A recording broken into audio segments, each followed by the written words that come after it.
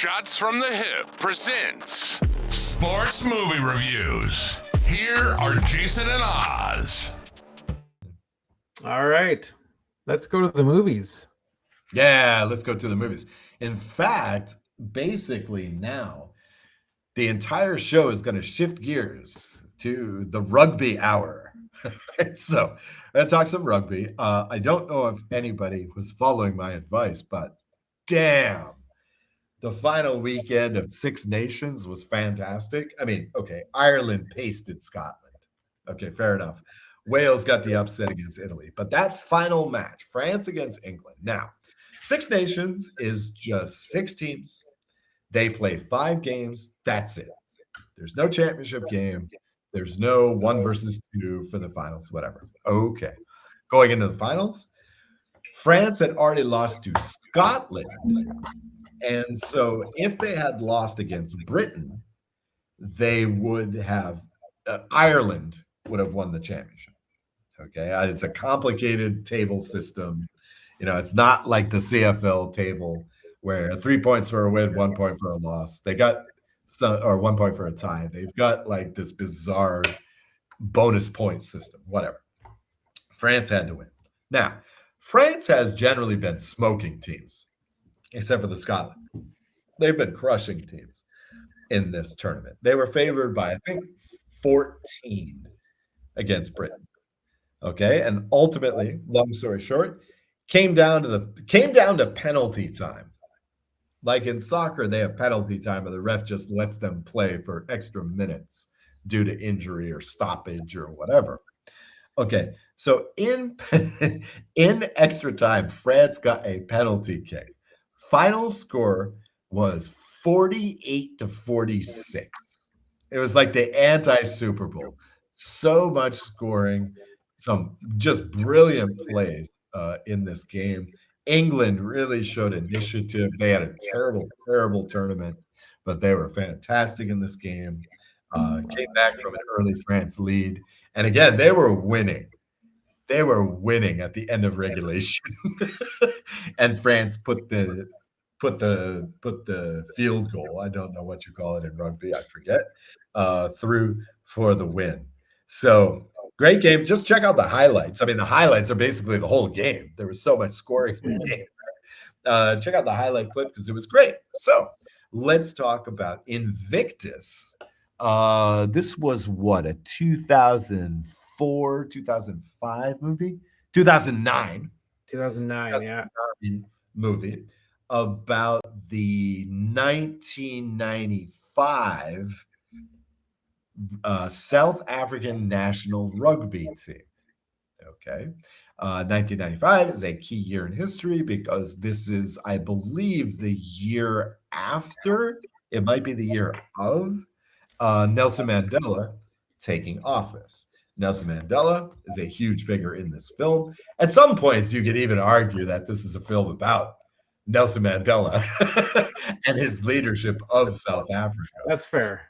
But it's about Nelson Mandela's vision to, sort of unify the country around the national rugby team, which had basically been a bastion of white players, during the apartheid times and even really into the present day. The South African team has a lot more black players than they used to. But, I mean, it was more or less solely the province of white folks at that time.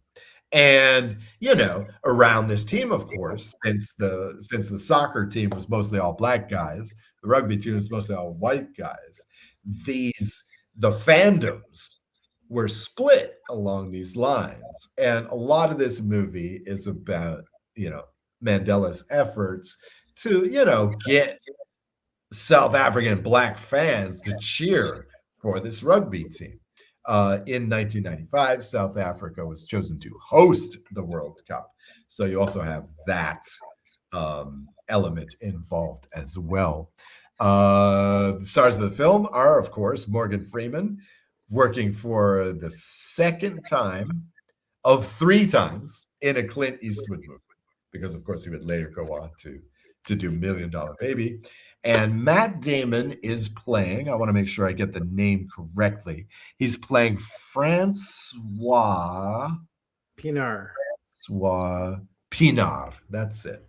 The stud South African player in the 1990s. I can talk a little bit about that later, but yourself, not knowing anything about rugby, probably not anything about this situation, what did you think of the movie? Did you like it? I did enjoy this movie. Not being a rugby fan or watched rugby at all ever. Right. I enjoyed this movie. I enjoy the game of rugby. Like I've seen highlights, I've seen different pieces of it. It's a dope game. It's an interesting game. And what I really liked about this movie that I didn't like about our choice last week is this movie actually shows some game scenes. Yeah, but I get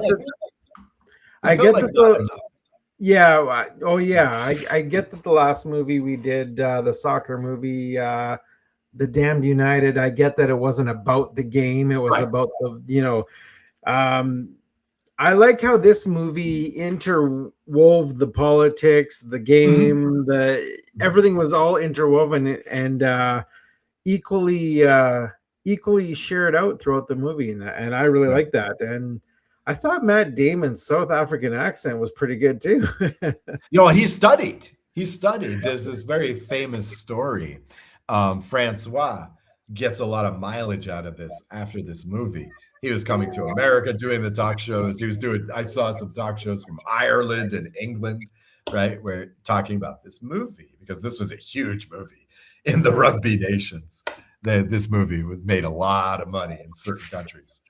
And so, he was talking about this, and apparently, before they started shooting, they got together. Francois invited a couple of his old teammates over to his place. Morgan Freeman's there, and Francois is cooking. All right, he's really into cooking as well, right? A guy that big, you can imagine.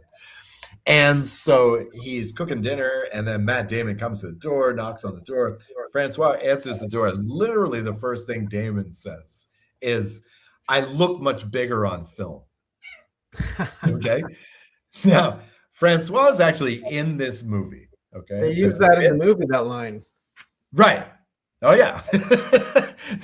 There's a bit late in the film where it culminates in the final match. No spoilers here. It's a matter of history, right? Based on a true story, right?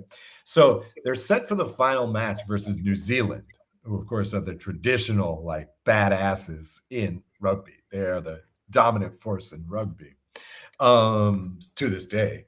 And there's a bit right at the beginning when Mandela is introducing himself to all of the New Zealand players, right? And he says, he meets the first guy and he says, "I'm a little bit afraid of you." Yeah. That's him. That's Francois making a cameo as a New Zealand player, which is really ironic, but that's actually him. And you can see him, man. He is huge. I mean, he's 6'3", 6'4", and big. I mean, he looks like a friggin' American football player, which he more or less is, right? And so what I liked most about this movie was that it's one of those rare movies that shows you the importance of sports in culture, right? So often we watch sports, we devote time, we do podcasts, and we never really ask ourselves why. What is it about? I spent my whole childhood knowing nothing about communist countries except for the Olympics. That's all I knew about countries like Poland, Soviet Union, so-called East Germany. That's all I knew, is that every 4 years they would come to the Olympics and just kick ass, in weightlifting and hockey and gymnastics, stuff like this. Right. And so, but again, sports can be super, super important for national identity, for culture, for, in this case, even rallying a team, a country together, a country going through a very distinctive historical time as well. I mean, there's nothing quite like South Africa in terms of segregation, racial division, et cetera, et cetera, et cetera. Really unique situation. What I didn't like, what I was a bit disappointed with on this filming was the thing about Clint Eastwood as a director is he's known in Hollywood for getting his projects done under budget and ahead of time, which nobody in Hollywood does. My theory is that people are terrified of Clint Eastwood. Right? So it's just, let's not mess up a line because he might kill us, right? So, but the problem with that is I feel like there could have been a lot more to this movie. A lot more. I felt like they left a lot on the table. Now, it's not a traditional sports movie because you can't do the traditional sports thing where a guy comes from nowhere and goes on and rises to the top of his game. Right. Because this is the South African national team. They're already one of the best teams in the world. There's no Maverick story here. There's no come from out of nowhere story.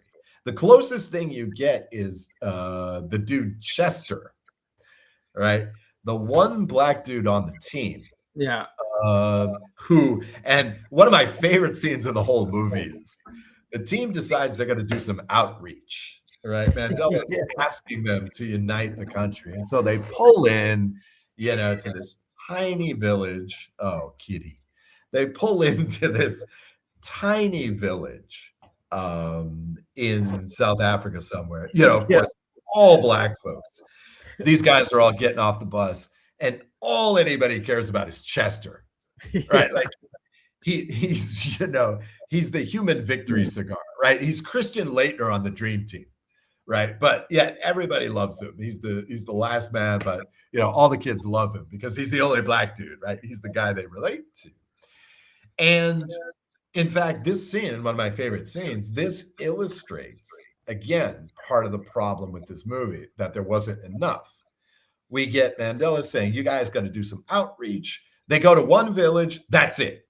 That's the outreach. Why? Because Clint wants to get the movie done.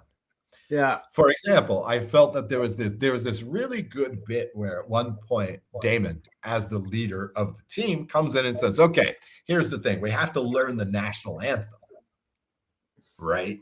Because the national anthem is in the original African language, right? I think it might be Swahili. I don't want to make a mistake here. I'm not sure exactly what language it is. And so these guys are like, no, screw that. Da, da, da, da. And instead, in the end, you get the thing where it's the final and they're mouthing the words, the national anthem, like you always say athletes do. They really missed an opportunity there. There could have been some great scenes where it's like dudes trying to sing this song, trying to learn the lyrics. I mean, that would have been a lot of fun, right? That would have been a nice scene. There could have been more stuff with the people. There was too much of, at the beginning, all the black folks hate rugby. And then that final match, everybody's for them. There wasn't enough in between. And this is just Eastwood's obsession with making tight movies. Having said that, it's a really good film. It shows a complex time period in a very, like I say, tight manner. I would have liked more rugby. I mean, I'm not sure why Clint wanted to do this film. I mean, I don't think he knows that much about the game. I'm sure he did some research, but I'm also sure that Matt Damon probably knows more about the game than Clint does, at that point. I mean, again, he was hanging around with Francois Pienaar. He was learning how to do his accent from him. He was learning about, some of the basics of the game, how to do the pass and stuff like that. But why did Clint want to do this game? This movie, I don't know, but it is worth seeing. It is worth seeing. One thing that puzzled me, and this is where Clint could have done more in the movie, I didn't understand why they focused so much on the security, because it made me think that some event was going to happen in the movie that involved the security, and nothing ever happened. Right. And so they could have took all the security scenes out and added more rugby scenes or something. Yeah. Yeah. Or even expand on it, right? Like you could have had some of the exposition done by the security team, right? Mhm. Because I mean, right at the beginning, you get the thing where, okay, so one of the kicks is Mandela wants to keep his old bodyguards, but of course, he also wants to bring in his new guys. Okay, his new guys are a black team, the old guys are a white team, that used to protect de Klerk, the former PM of South Africa.